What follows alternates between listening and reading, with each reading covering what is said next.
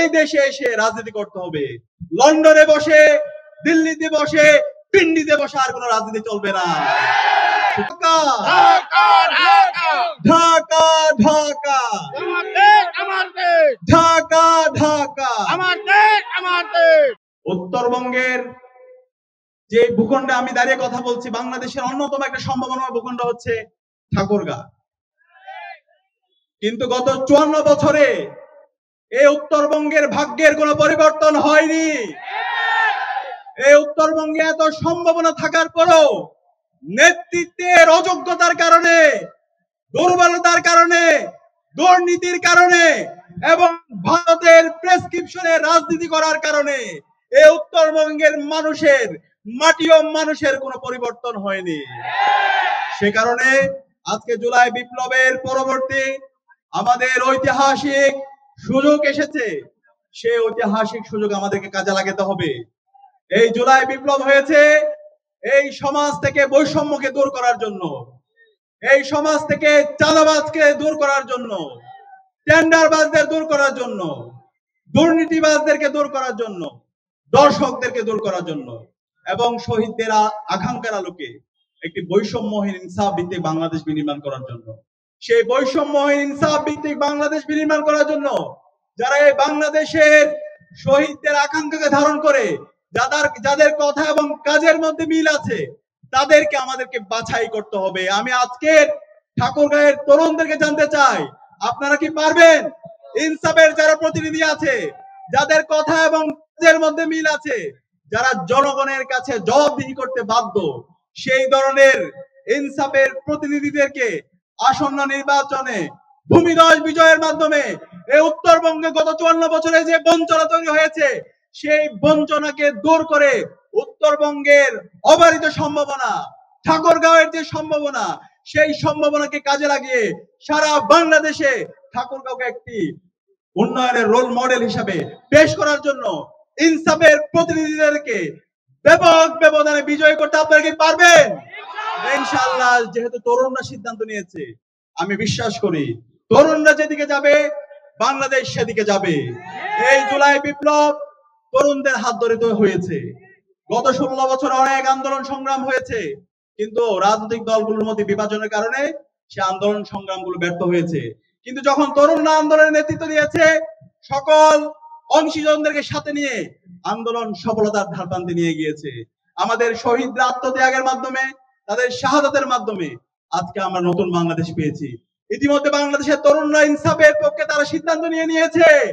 আপনারা দেখতে পেয়েছেন ঢাকা বিশ্ববিদ্যালয় কেন্দ্রীয় ছাত্র সংসদ ডাকসুতে তরুণরা ইনসাফের পক্ষে তাদের অবস্থান নিয়েছে।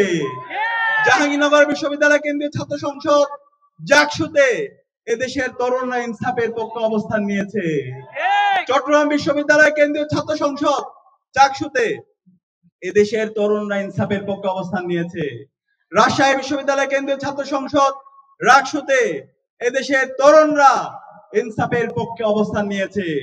এদেশের এখন মুক্তিকামী ছাত্র জনতা আসন্ন নির্বাচনে ইনসাফের প্রতিনিধি দাঁড়িপাল্লার কাণ্ডারীদেরকে বিজয়ী করার জন্য মুখিয়ে আছে। আজকে সারা দেশে একটা নীরব বিপ্লব হয়ে গেছে, সারা দেশের মানুষরা মুখিয়ে আছে এই বাংলাদেশের 54 বছরের বঞ্চনাকে ভাঙার জন্য। আমার কৃষক, শ্রমিক, চাষা পোষা থেকে শুরু করে সকল মানুষের মুক্তির জন্য, তাদের অধিকার আদায়ের জন্য এদেশের মানুষরা আজকে ইনসাফের প্রতিনিধিদেরকে ব্যাপক ব্যবধানে বিজয় করার জন্য তারা মুখিয়ে আছে ইনশাআল্লাহ। সে কারণে আজকে যারা তরুণরা আছে তাদেরকে অগ্রণী ভূমিকা পালন করতে হবে। আমরা তরুণরা গত 16 বছর আমরা ভোট দিতে পারিনি, আজকে তরুণদেরকে অগ্রণী ভূমিকা পালন করতে হবে। জুলাই বিপ্লব যেভাবে অগ্রণী ভূমিকা পালন করেছে, এই আসন্ন নির্বাচনে ভোট কেন্দ্র নিরাপদ রাখার জন্য তরুণদেরকে অগ্রণী ভূমিকা পালন করতে হবে। আপনারা কি পারবেন ইনশাআল্লাহ? নতুন বাংলাদেশে যদি রাজনীতি করতে হয়, তারুণ্যকে ধারণ করে রাজনীতি করতে হবে। নতুন বাংলাদেশে যদি রাজনীতি করতে হয়, ইনসাফকে ধারণ করে রাজনীতি করতে হবে। নতুন বাংলাদেশে যদি রাজনীতি করতে হয়, এই অঞ্চলের মাটি ও মানুষের ভাষাকে ধারণ করে রাজনীতি করতে হবে। এই দেশে এসে রাজনীতি করতে হবে। লন্ডনে বসে, দিল্লিতে বসে, পিন্ডিতে বসে আর কোনো রাজনীতি চলবে না। সুতরাং এদেশের তরুণরা আজকে তারা সচেতন, তারা আজকে প্রতিবাদ করতে শিখে গেছে। তারা রাজনীতি সচেতন। সুতরাং এই তরুণদেরকে আমি আহ্বান করব, আমাদেরকে ঐক্যবদ্ধভাবে এই জুলাইয়ের শহীদদের যে আকাঙ্ক্ষা, সে আকাঙ্ক্ষাকে ধারণ করে আমাদেরকে কাজ করতে হবে। গত 54 বছরে বাংলাদেশ, আমাদের যে কাঙ্ক্ষিত প্রত্যাশা ছিল, সে প্রত্যাশা আমাদের পূরণ হয়নি।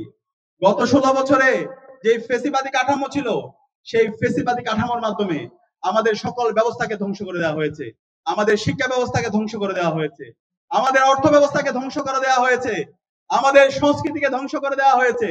সুতরাং এই বাংলাদেশকে নতুন ভাবে বিনির্মাণ করার জন্য আমাদের ইনসাফের প্রতিনিধিদেরকে আমাদের বাছাই করতে হবে। ইতিমধ্যে ইনসাফের যারা প্রতিনিধি আছে, তারা তাদের কথা এবং কাজের মাধ্যমে তারা প্রমাণ করেছেন। বিপ্লবের আগে এবং বিপ্লবের পরে তাদের কথা এবং কাজের মধ্যে কোনো পরিবর্তন আপনারা কি দেখেছেন? তারা ইতিমধ্যেই তাদের কাজের মাধ্যমে সকল মানুষের মন জয় করে নিয়েছেন।